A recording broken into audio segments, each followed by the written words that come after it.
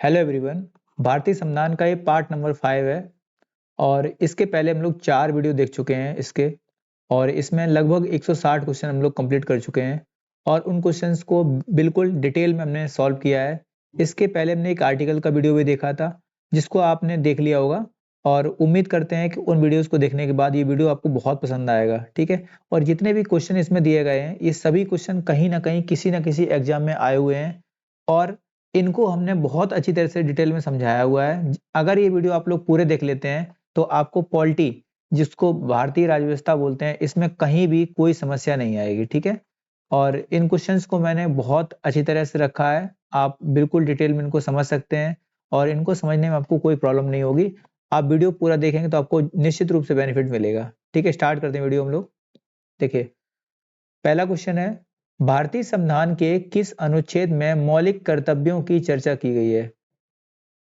हमने आपको बताया था कि एक होते हैं फंडामेंटल राइट और एक होते हैं फंडामेंटल ड्यूटीज। तो फंडामेंटल राइट की बात की गई थी भाग नंबर 3 में, और फंडामेंटल ड्यूटीज की बात की गई है तो आर्टिकल नंबर 51 का ए है, और भाग की पूछेगा तो 4 का है।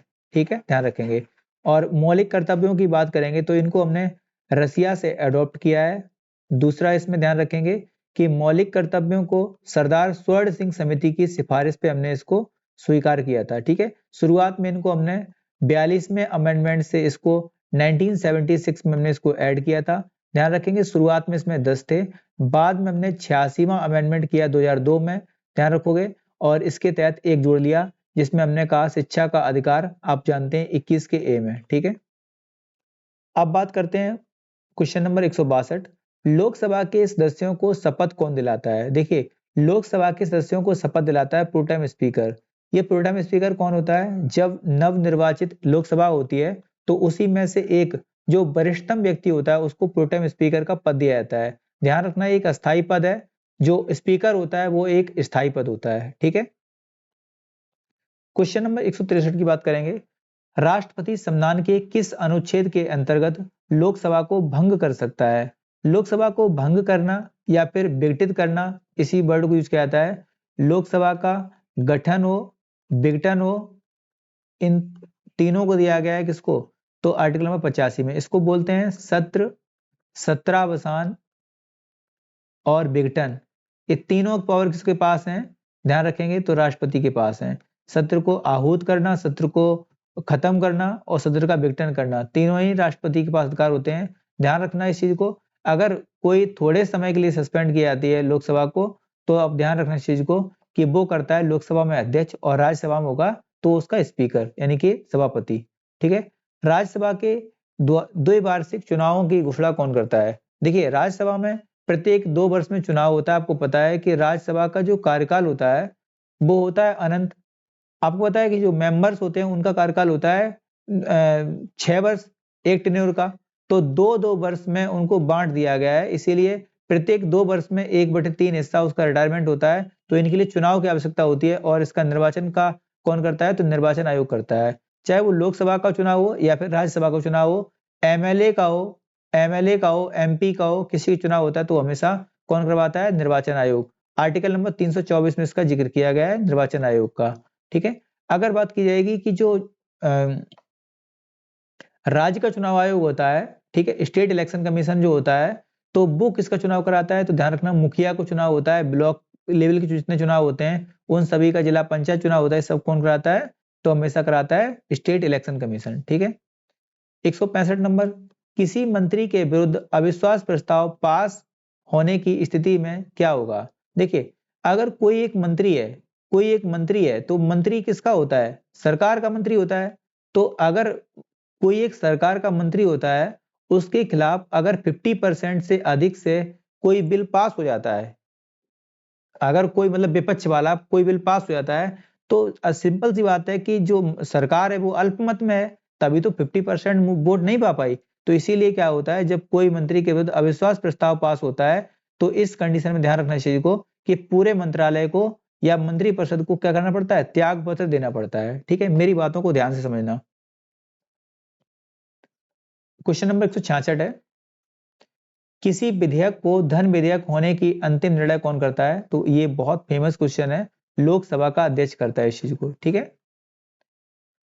भारत के संविधान के किस अनुच्छेद में अस्पृश्यता का समाप्त करने का प्रावधान दिया गया है? आपको पता है इसके लिए सा आता है 17 में, और सा से होता है अस्पृश्यता, और अस्पृश्यता का जिक्र किया गया है किसमें? 17 नंबर आर्टिकल में, ठीक है।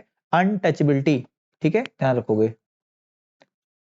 डॉक्टर भीमराव अंबेडकर ने किस मौलिक अधिकार को भारतीय संविधान का हृदय तथा आत्मा कहा है? सिंपल सी क्वेश्चन है ये कि संवैधानिक उपचारों का अधिकार, या फिर बोल देंगे आर्टिकल नंबर 32, ध्यान रखेंगे, ठीक है। इसको क्या कहा था? संवैधानिक उपचारों का अधिकार बोलते हैं, और बाबा साहब भीमराव अंबेडकर के अकॉर्डिंग संविधान की आत्मा बोलते हैं इसको, ठीक है। देखिए, संविधान की किस अनुसूची में दल परिवर्तन के आधार पर अयोग्यता के बारे में उपबंध है? तो सिंपल सा क्वेश्चन है ये कि जो दल बदल है ये कौन से नंबर आर्टिकल, कौन से नंबर अनुसूची में दिया गया है? तो ये 10th शेड्यूल है, 10th अनुसूची है, और ये आई कब थी? तो बात करेंगे 1985 में ये आई थी, आपको याद होगा, ठीक है, ध्यान रखना, ठीक है। और इसके लिए अमेंडमेंट पूछ लेगा तो 52nd अमेंडमेंट हुआ था, ठीक है। ये भी क्वेश्चन इंपोर्टेंट हो जाएगा।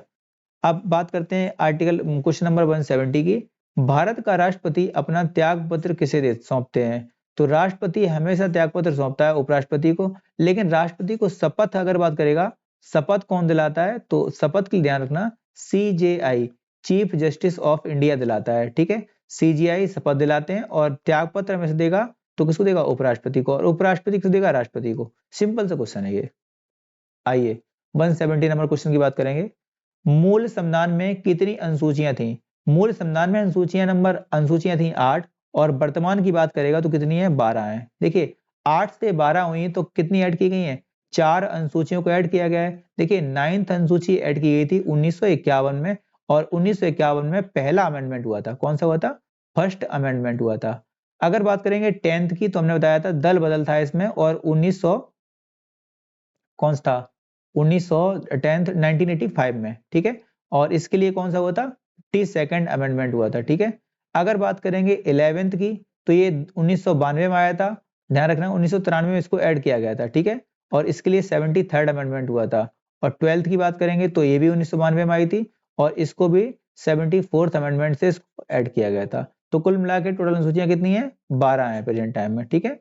जो 9th शेड्यूल है, ध्यान रखना इस चीज को, जो 9th शेड्यूल है इसमें भूमि सुधार दिया हुआ है। जो भूमि सुधार दिया गया है, तो इसमें क्या था कि जो शुरुआत में जो लैंड होल्डर्स थे, बड़े बड़े जमींदार थे, तो उनकी जमीन को एक्वायर करके बराबर के हिस्से में लगभग बांटना था एक तरीके से, ठीक है। इसके लिए बहुत सारी मुहिम चलाई गई थी, जैसे आपको पता है भूदान आंदोलन चलाया था किसने? आचार्य विनोबा भावे ने।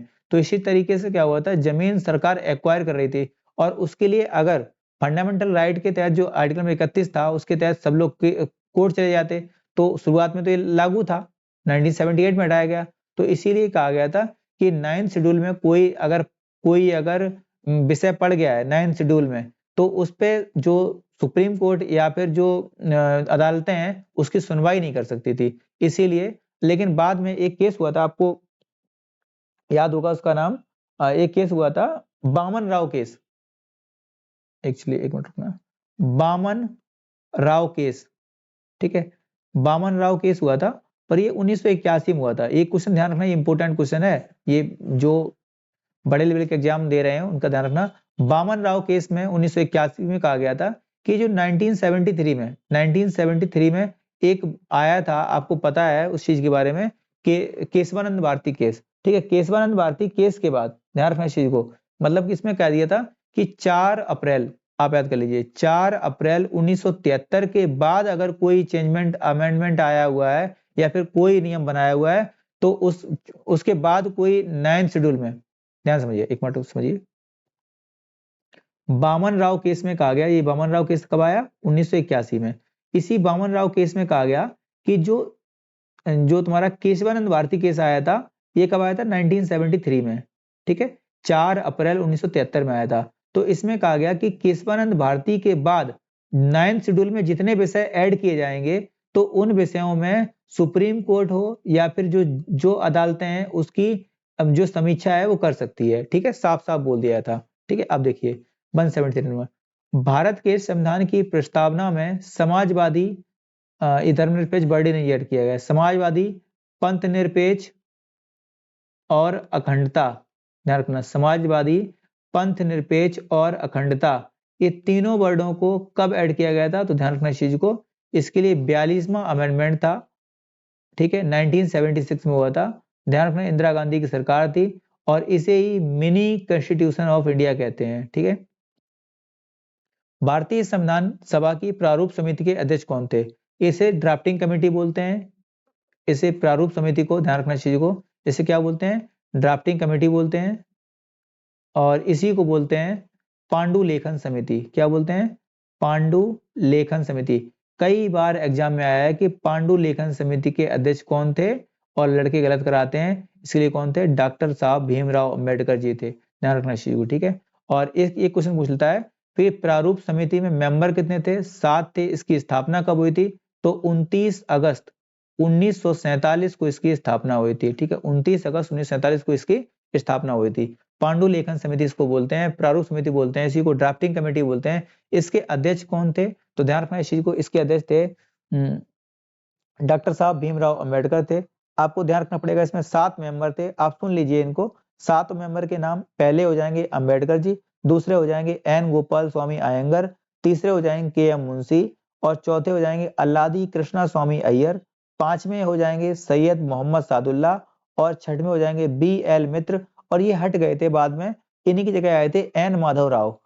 सातवें थे डीपी खेतान, जिनकी मृत्यु हो जाती है, उसकी जगह पे आते हैं टीटी कृष्णाचारी, ठीक है, ध्यान रखेंगे इस चीज को, ठीक है। क्वेश्चन नंबर 175 देखेंगे, भारत की संविधान सभा गठित करने का आधार क्या है?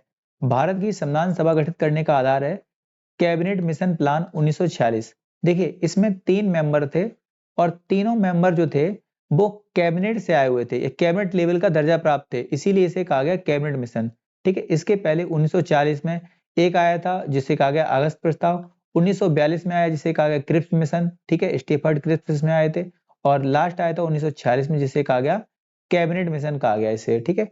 आप ध्यान रखोगे जो कैबिनेट मिशन था इसमें 3 लोग थे, एक थे स्टेफर्ड क्रिप्स, दूसरे थे पैथिक लॉरेंस, और तीसरे थे एबी अलेक्जेंडर, ठीक है।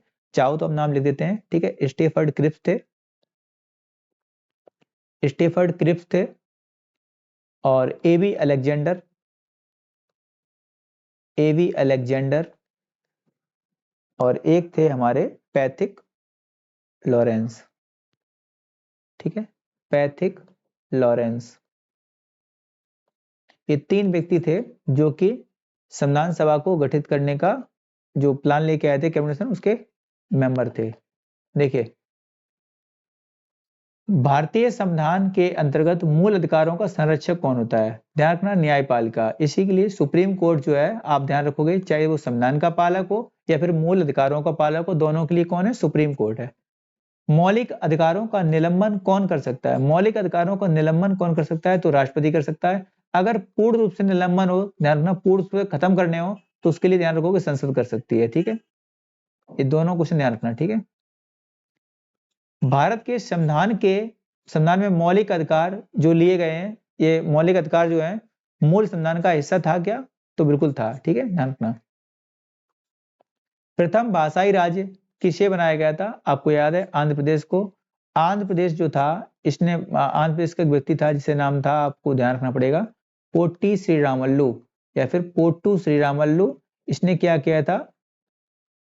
भूख हड़ताल बैठ गया था साहब, और भूख हड़ताल बैठने के बाद इनकी हो गई मृत्यु। और इसके बाद क्या हुआ कि आनंद फानंद में 1 अक्टूबर 1953 को जवाहरलाल नेहरू को घोषणा करनी पड़ी कि भाषा के आधार पर पहला राज्य बनेगा कौन? आंध्र प्रदेश, ठीक है। अब देखिए बात करते हैं भारत संघ में कितने राज्य हैं? भारत संघ में 28 राज्य हैं, आपको ध्यान रखना पड़ेगा, और 8 यूटीज हैं प्रेजेंट टाइम में, ठीक है। 28 राज्य हैं और 8 क्या हैं? यूटीज हैं, ठीक है। अगर आपको वीडियो अच्छा लग रहा है या फिर आपको समझ में आ रहा है तो आप 8 यूटीज के नाम लिखकर बताइए कमेंट में। भारतीय संविधान के अनुच्छेद 1 में यह घोषणा की गई है कि इंडिया अर्थात भारत क्या है? तो भारत क्या है? राज्यों का संघ है, ठीक है, यूनियन ऑफ स्टेट, ठीक है, यूनियन ऑफ स्टेट। एक बात ध्यान रखना, यहाँ यूनियन ही वर्ड यूज करना है, फेडरेशन यूज नहीं करना है, ठीक है। अब बात करते हैं 182 नंबर की। भारतीय संविधान के किस अनुच्छेद में अनुसूचित जातियों और अनुसूचित जनजातियों के लिए आरक्षण का प्रावधान किया गया है? तो आर्टिकल नंबर 335 में।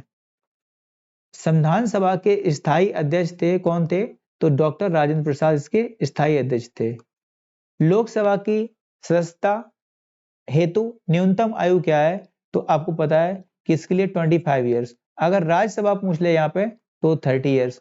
प्रेसिडेंट पूछ ले तो आपको याद है कितनी, और वाइस प्रेसिडेंट पूछ ले तो कितना हो जाएगा? 35 दोनों के लिए, ठीक है। किस संविधान संशोधन द्वारा दिल्ली को राष्ट्रीय राजधानी क्षेत्र का दर्जा दिया गया? देखिए, दिल्ली को एनसीआर नेशनल कैपिटल रीजन का दर्जा दिया गया था। 69th अमेंडमेंट था और 1991 में ऐसा हुआ था। कब हुआ था? 69th अमेंडमेंट था और 1991 में हुआ था। दिल्ली को राष्ट्रीय राजधानी क्षेत्र का दर्जा दिया गया था। स्वतंत्र भारत के प्रथम लोकसभा अध्यक्ष कौन थे? तो इनको बोलते हैं गणेश वासुदेव मावलंकर। इन्हीं बोलते हैं जीवी मावलंकर। क्या बोलते हैं? जीवी मावलंकर, ठीक है। अब देखिए, मुख्य चुनाव आयुक्त की नियुक्ति कौन करता है? मेरी जो लोकसभा जो लूसेंट वाली सीरीज थी उसका एक वीडियो पड़ा हुआ है, उसमें देखना कि उसमें सारे फर्स्ट वाले मैंने कराए हुए हैं, आप देख सकते हैं उसको, ठीक है। मुख्य चुनाव आयुक्त की नियुक्ति कौन करता है? तो ध्यान रखना, राष्ट्रपति करता है इसकी नियुक्ति, ठीक है। मुख्य चुनाव आयुक्त जो होता है इसकी नियुक्ति कौन करता है? तो राष्ट्रपति करता है, ठीक है। पर हटा नहीं सकता राष्ट्रपति। हटाएगी तो हमेशा ध्यान रखना महाभियोग जैसी प्रक्रिया लानी पड़ेगी हटाने के लिए आपको, ठीक है। राज्य के विधान परिषद के कितने मेंबर्स विधानसभा द्वारा चुने जाते हैं? देखिए, 1/3 मेंबर। जैसे एक एग्जांपल लेते हैं कि अगर मान लीजिए 100 सीट्स हैं तो 100 में से 1/3 वहां पे जाते हैं विधानसभा से मेंबर्स, और इसी को जो आप जानते हैं मेयर का चुनाव होता है तो मेयर जाते हैं 1/3, जो नगर पालिका का चुनाव होता है उसे जाते हैं 1/3, और 1/6 जाते हैं जिनको राष्ट्रपति क्या करता है? मनोनीत करता है, ठीक है। राज्यपाल करेगा या मनोनीत, ठीक है। और 1/12 जो होते हैं वो कौन आते हैं?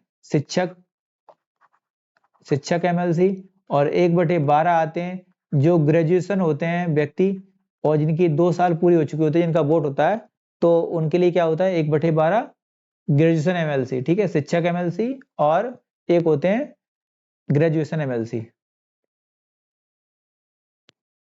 चालू वित्तीय वर्ष के परिणामों को आधार मानकर अगले वर्ष का बजट तैयार करना क्या कहलाता है? इसको बोलते हैं परफॉर्मेंस बजट, निष्पादन बजट बोलते हैं इसको। भारत सरकार के बजट के आंकड़ों में कुल व्यय और कुल प्राप्ति के बीच के अंतर को कहते हैं, क्या बोलते हैं? बजटीय घाटा बोलते हैं इसको। नीति आयोग भारत के संविधान में किस अनुच्छेद के तहत संगठित किया गया है? देखिए, नीति आयोग की जस्ट अगर हम बात करेंगे तो नीति आयोग कैसी बॉडी है? तो नॉन कॉन्स्टिट्यूशनल बॉडी है। कैसी है? नॉन कॉन्स्टिट्यूशनल बॉडी है। यानी कि हमने आपको समझाया था इस चीज के लिए कि संवैधानिक, असंवैधानिक और गैर संवैधानिक क्या चीज होती है। तो ये कैसी है? गैर संवैधानिक बॉडी है। इसका संविधान में कहीं भी लिखित वर्णन नहीं है, ध्यान रखोगे, ठीक है। इसको पहले बनाया गया था योजना आयोग, ठीक है। 15 मार्च 1950 को एक संस्था बनी थी, इसके अध्यक्ष थे जवाहरलाल नेहरू। इसका नाम था योजना आयोग, और योजना आयोग को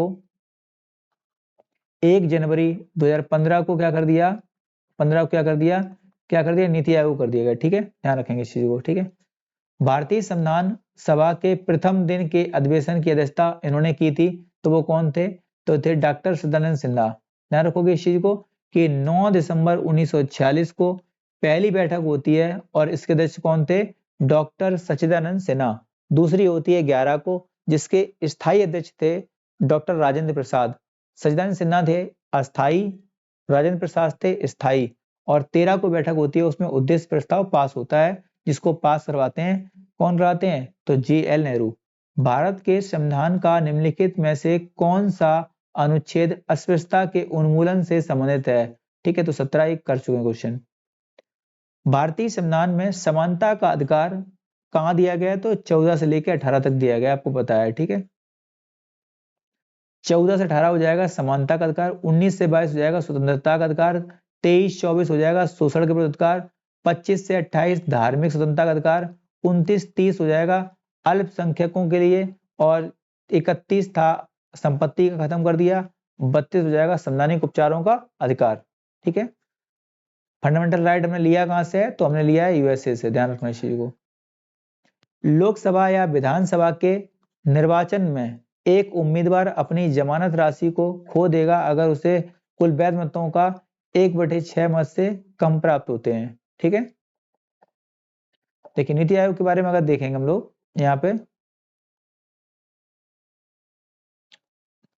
देखिए नीति आयोग कैसी बॉडी है, तो नॉन कॉन्स्टिट्यूशनल बॉडी है, ध्यान रखना इस चीज को। इसका फॉर्मेशन हुआ था 1 जनवरी 2015 में, नरेंद्र मोदी द्वारा इसका क्या किया गया था, गठन किया गया था। ठीक है, इसका पहले नाम क्या था, प्लानिंग कमीशन था, इसको बोलते हैं योजना आयोग। इसके चेयरमैन हमेशा कौन होते हैं, तो हमेशा कौन होते हैं, पीएम होते हैं। ठीक है, इसके 22 चेयरमैन जो होते हैं इनको अपॉइंट करता है कौन, पीएम करता है अपॉइंट, और इसका हेडक्वार्टर कहाँ है, तो नई दिल्ली में है। ठीक है, अब बात करते हैं हम लोग वित्त आयोग के लिए किसकी पूर्व स्वीकृति आवश्यक होती है। देखिए वित्त आयोग जो होता है या फिर वित्त बिल जो होता है, वित्त बिल जो होता है, वित्त का कोई मामला होगा तो हमेशा ध्यान रखना इस चीज को, राष्ट्रपति की अनुमति आवश्यक होती है। इसीलिए कहा जाता है कि राष्ट्रपति कभी भी जो वित्त विधेयक होता है, वित्त बिल होता है, उसको वापस नहीं कर सकता, क्योंकि पहले उसकी अनुमति से ही स्टार्ट होता है। ठीक है, भारत के राष्ट्रपति की मर्जी तक निम्नलिखित में से कौन अपने पद पर रह सकता है, तो कौन रह सकता है, तो राज्यपाल रह सकता है, ध्यान रखना इस। ठीक है, निम्नलिखित में से किसकी नियुक्ति भारत के राष्ट्रपति द्वारा नहीं की जाती है, तो ध्यान रखना इस चीज को, लोकसभा का जो अध्यक्ष होता है, लोकसभा का जो मेंबर होता है कभी भी लोकसभा के अध्यक्ष की शपथ नहीं लेता है, शपथ नहीं लेता है। क्यों नहीं लेता है, क्योंकि वो लोकसभा के मेंबर की शपथ लेता है जो कि वो पहले ले चुका होता है। ठीक है, संविधान का कौन सा अंश भारत के नागरिकों को आर्थिक न्याय प्रदान करने का संकेत करता है, तो ऐसा होता है राज्य के नीति निर्देशक तत्व, यानी कि इन्हें बोलते क्या है, डीपीएसपी। और डीपीएसपी कौन से नंबर भाग में दिए गए हैं, तो ध्यान रखना चाहिए को, भाग नंबर 4 की बात करेगा, आर्टिकल बात करेगा 36 से 51। ठीक है, और इसके बाद बात करेगा, हाँ, निम्नलिखित में से किस वर्ष संविधान में मूल कर्तव्यों को स्थापित किया गया था। मूल कर्तव्य की बात करें, फंडामेंटल ड्यूटीज की।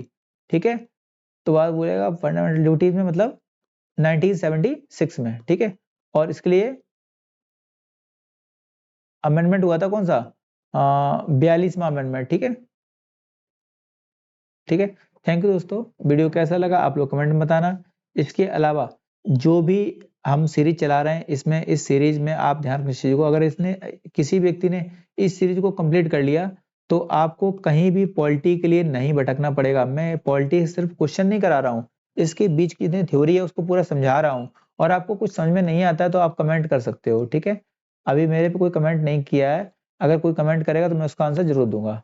ठीक है, और इसके अलावा आप ध्यान रखना इस चीज को कि अभी मैं लूसेंट की एक सीरीज चला रहा हूँ, उसको भी आप थोड़ा ढंग से देखिए, जिससे आपके लूसेंट वाले जो हिस्ट्री के क्वेश्चन है या फिर जो और अदर लेवल क्वेश्चन है वो भी सही होने लगे। ठीक है, और मैं एक 10 वीडियो का बंच बनाऊंगा जिसमें काफी हद तक जो वनडे एग्जाम्स होते हैं उनका जो स्टैटिक पार्ट है उसको कंप्लीट करवा दूंगा। ठीक है, थैंक यू दोस्तों, वीडियो को शेयर जरूर कर देना। ठीक है।